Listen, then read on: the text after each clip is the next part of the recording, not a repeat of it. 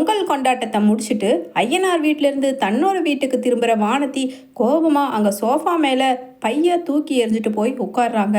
அதை பார்த்துட்டு வானதியோட அப்பா அம்மா காமாட்சி 2 பேருமே, காமாட்சி என்னாச்சு உன் பிள்ளைக்கு? இதுதான் நாம தான் அவன் ஆசைப்பட்டவனுக்கே கட்டி கொடுக்குறோம், பொண்ணு கேட்டு வர சொல்லுன்னு சொல்லியாச்சு, இதுக்கும் மேலே இவன் என்ன இத்தனை வீம்பு பிடிச்சிட்டு இருக்கா அப்படின்னு சொல்ல உடனே வானதி சொல்கிறாங்க, கல் இருந்தா நாயை காணும், நாய் இருந்தா கல்லை காணுங்கிற மாதிரி நீங்கள் சம்மதம் சொல்லி என்ன பிரயோஜனம்? அந்த பாண்டி வெடுக்குன்னு பொண்ணு கேட்டு வர முடியாதுன்னு சொல்லிட்டான்ல அப்படின்னு சொல்கிறாங்க வானதி.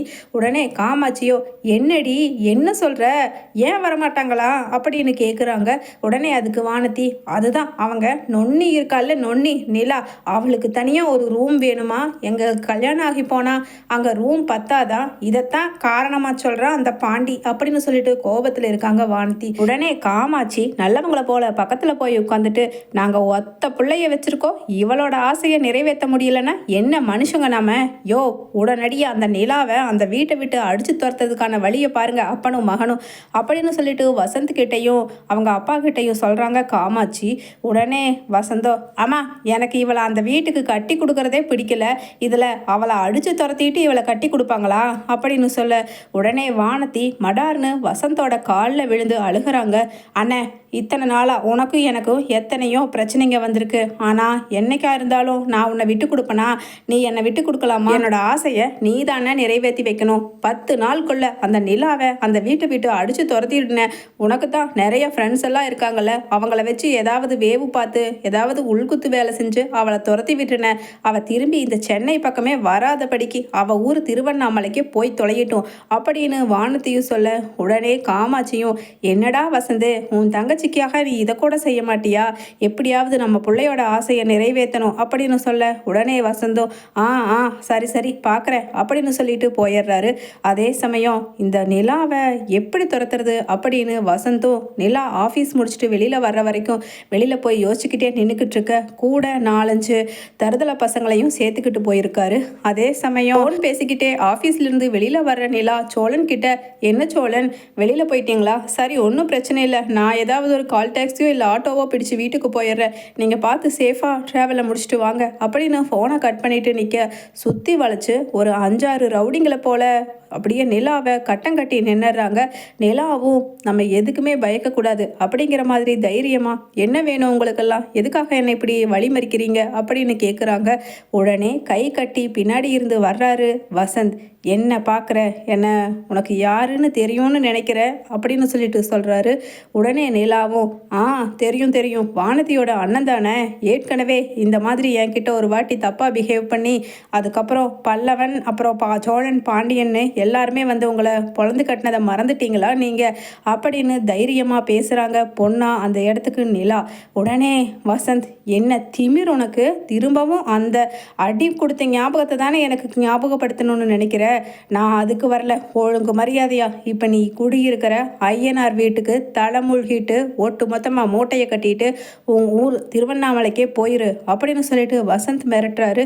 உடனே நிலாவும், நான் எதுக்காக போகணும், அது என்னோட புகுந்த வீடு, என்னோட கணவர் சோழன் வீடு, நான் அந்த வீட்டில் தான் வாழ்வேன், அதை விட்டு போக சொல்கிறதுக்கு நீ யார் மிஸ்டர் அப்படின்னு சொல்லிட்டு நிலாவும் கேட்க உடனே வசந்த் சொல்கிறாங்க, அதுதான் உன் கல்யாணமே ஒரு போலி கல்யாணங்கிறது ஊரே உலகமே அறிஞ்ச கதை, திரும்ப திரும்ப சோழன் உன் புருஷன் இருக்க அப்படின்னு சொல்லிட்டு வசந்த் சொல்ல, அது எங்களுக்குள்ள உள்ள பிரச்சனை, இதில் 3rd பர்சன் நீ இன்வால்வ் ஆகிறதுக்கு என்ன காரணம்?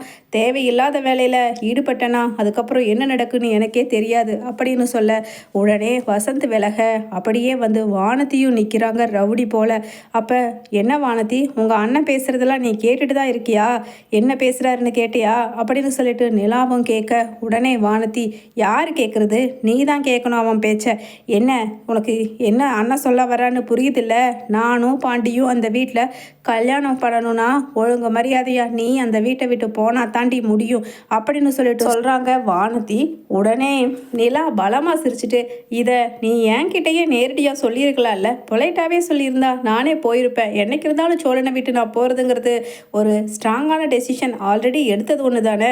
நாங்கள் டிவோர்ஸில் கூட அப்ளை பண்ணி டிவோர்ஸ்க்காக வெயிட் பண்ணிக்கிட்டு இருக்கோங்கிறது உனக்கு தெரியும் தானே வானதி. அதுக்குள்ளே எதுக்கு இந்த ஆள் வச்செல்லாம் மிரட்டிட்டு நான் போயிடுவேன் டிவோர்ஸ் கிடைச்ச உடனே அப்படின்னு சொல்ல, உடனே வானதியோ ஆமாம், உனக்கு எப்போ டிவோர்ஸ் கிடச்சி நீ எப்போ போகிறது, அது வரைக்கும் நானும் பாண்டியும் கல்யாணம் கட்டிக்காமல் இப்படியே நிற்க முடியுமா?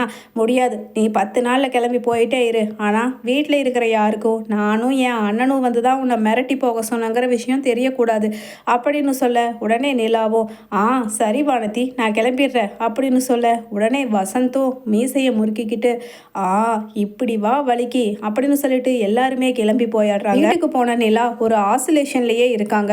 பேசாமல் நம்ம வீட்டை விட்டு கிளம்பி போயிட்டா என்ன, பாண்டியோட வாழ்க்கை நல்லா இருக்கும்ல அப்படிங்கிற மாதிரியும் யோசிக்க, சரி இதை பற்றி நம்ம வீட்டில் யார்கிட்டையும் வசந்தும் வானத்தையும் நம்மளை மிரட்டினாங்கிறத பற்றி பேச வேண்டாம், சும்மா வேற டாக் மாதிரி ஆரம்பித்து இவங்களோட மனப்பான்மை எப்படி இருக்குங்கிறத செக் பண்ணிக்குவோம் அப்படின்னு பல்லவன் கிட்ட சொல்கிறாங்க.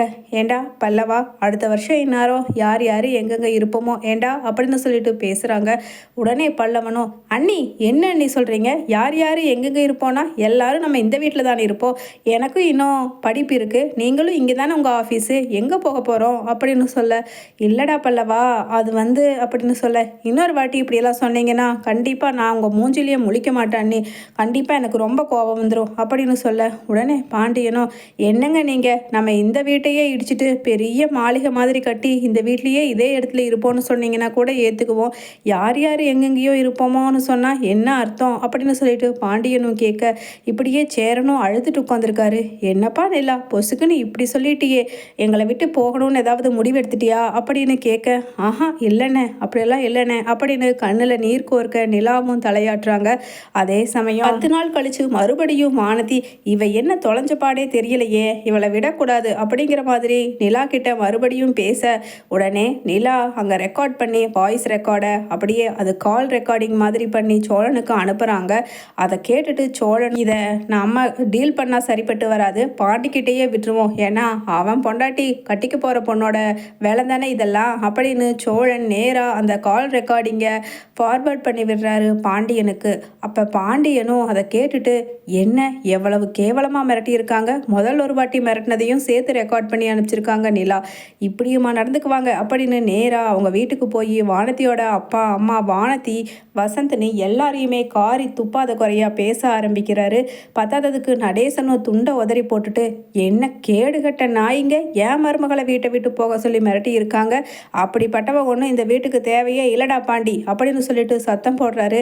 உடனே என்னடி என்ன உள்குத்து வேலையை காமிச்சிட்டியா, நாங்கள் உங்ககிட்ட பேசினதை ரெக்கார்ட் பண்ணி பாண்டிக்கே அனுப்பிச்சிட்டியா அப்படின்னு சொல்லிட்டு வானதி பேச, உடனே நிலா சொல்கிறாங்க, இதை பாரு வானதி, நானே போயிருப்பேன் அடுத்தவங்களுக்காக, இந்த குடும்பத்தில் உள்ளவங்களுக்காக விட்டு கொடுக்கறதுனா எனக்கு அவ்வளவு பிடிக்கும், ஆனால் நீயும் உன் அண்ணனும் உன் குடும்பத்து ஆளுங்களும் நடந்துக்கிறது சுத்தமாக எனக்கு பிடிக்கல, அதுக்கு ஒரு பாடம் உனக்கு காட்ட வேண்டாம், அதனால தான் பாண்டிக்கிட்டேயே போட்டு கொடுக்க வேண்டியதாக போயிடுச்சு, ஆக்சுவலாக எனக்கு இந்த மாதிரி டாஸ்கெல்லாம் சுத்தமாக பிடிக்காது அப்படின்னு சொல்ல, உடனே சோழன் சொல்கிறாரு, இல்லைங்க இல்லை, பாண்டி கட்டிக்க போகிறவன், இவங்களோட உண்மையான முகம் அதோ அந்த ரவுடி பொம்பளையோட புள்ள இவளும் அப்படி தானே குட்டி ரவுடியாக இருக்கா, அதனால் தெரிஞ்சிட்டா பாண்டியே அவனோட எதிர்காலத்தை பற்றி ஒரு நிரந்தரமான முடிவு கரெக்டாக எடுத்துக்கட்டும், தப்பே இல்லைங்க நீங்கள் சொன்னது அப்படின்னு சொல்ல, உடனே பாண்டியோ அண்ணி நீங்கள் இவ்வளவு கேவலமானவ அப்படிங்கிறத எனக்கு தெரியப்படுத்தினதுக்கு நன்றி அண்ணி, இவளை இனி நான் கட்டிக்கவே மாட்டேன் அப்படின்னு சொல்லிட்டு அங்கேருந்து கிளம்பி போயிடுறாரு பாண்டியன் ஃபேமிலியோட. வானதி நீலாம்பரி கணக்காக முறைச்சிக்கிட்டு நிற்கிறாங்க